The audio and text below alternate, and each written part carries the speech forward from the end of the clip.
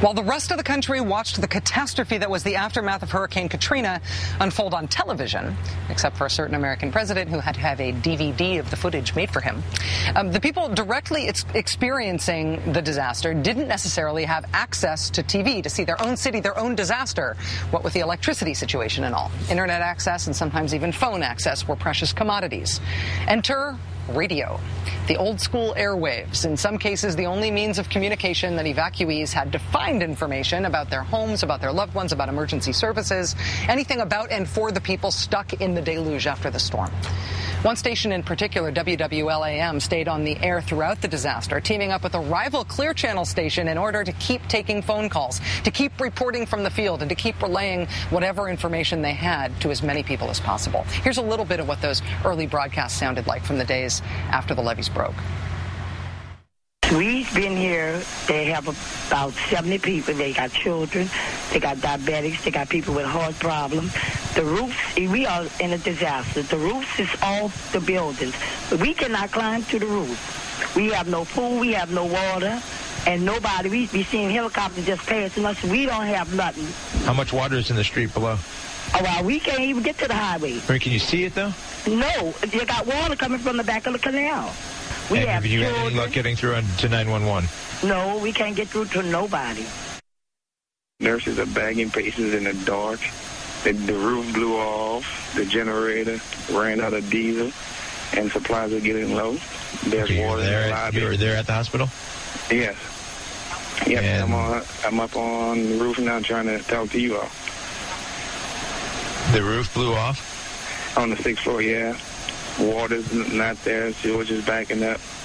And we seem like to be forgot about out here. And we're the only hospital out here. And how many patients you got in there? They got over 600 people here with patients and family members, with staff. What are they doing? How are they handling it? Hot, aggravated. Just want to know if somebody knows that we still here. They got patients getting sick, staff starting to get sick. It's just want to know if anybody's going to come out and see about getting us out of here.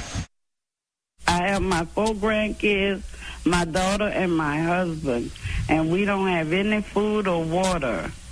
And there's no water standing around, but we can't get out because we don't have a car. You need to get to Worley Junior High. And how are we going to do that? The policeman is no help around here. Yes, they tell us we just have to stay inside. I called 911. I don't know how many times, and they tell us they can't do nothing for us. I tried to call Red Cross. I tried to call FEMA. I don't get no answer from them.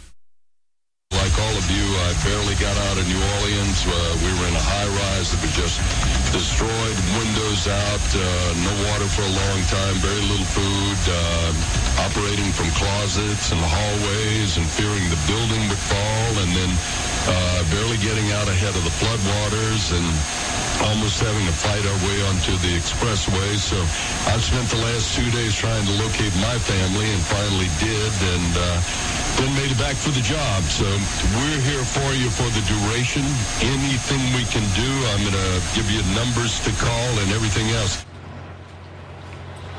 The broadcaster you just heard there on WWL Radio 5 years ago is the legendary New Orleans broadcaster Garland Robinette, who joins us now. Garland, it's a real pleasure to meet you. Thank you. Never been called legendary before. Thank you so much. It's a way of calling you young and spry. There you go. There you go. I like that. Your station for a while was the only one able to broadcast during the disaster. Did you know at the time how important a lifeline you were? No. In fact, until the water came, and that day we said, okay, the storm missed us right before the water came. And we began to say, Maddow, come in, Slidell, come in.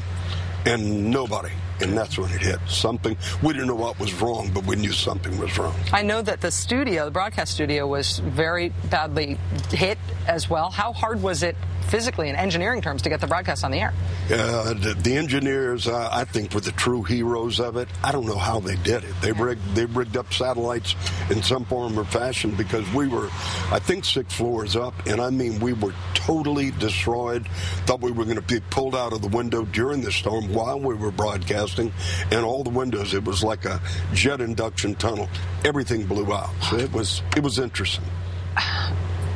What was the decision-making process like to go to essentially an all-community access format, to drop anything you might have otherwise done, to go full-time into call and information and calls? I think it started out that just as a civic, we are the emergency radio station, so we had to do that. But when we hit the point where somebody would call in while driving in the car and crying, I can't find my wife, and then the wife would call from Arkansas, say I heard it, and then it was children, and that went on for weeks. That was, I think, the part where we said, all right, we got to stay with it. One of my greatest weaknesses as a broadcaster, it feels even weird like saying that I'm in the same job as you because you're very good at your job, but one of my greatest weaknesses is that I'm teary, that I get emotional talking about stuff. How did you hold it together? I didn't. Anybody that knows me, hear people laughing in the background, got very angry, got unprofessional, even cried in a Spike Lee movie, and Mayor Nagin and I got kind of infamous worldwide by me crying on the radio. So my John Wayne moments weren't very good. That John Wayne moment between you and Mayor Nagin, we played that on my radio station at the time, and then had to go to commercials for 5 minutes because me and the other people I was hosting with fell apart listening to it. I think we all did too. There's an emotional endurance that you have to be able to come back and do it day after day, to stay long hours on the air, to be hearing that and just say, this is my responsibility now. It sounds melodramatic, but I had an edge on everybody else. Spent 13 months in Vietnam, kind of a real bad situation, and being able to relate to that in this, it didn't seem that bad, but I think my anger got so much that it overcame me, and I got a little unprofessional. Well, I don't think there's a standard for professionalism under circumstances like you're in. You have said in the past, we're not really part of the United States. We're kind of like a rich Haiti.